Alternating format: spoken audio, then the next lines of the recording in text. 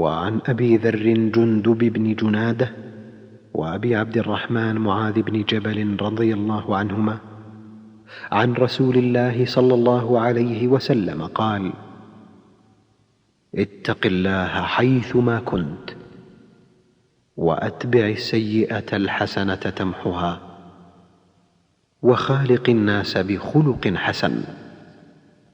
رواه الترمذي، وقال حديث حسن، وفي بعض النسخ حسن صحيح.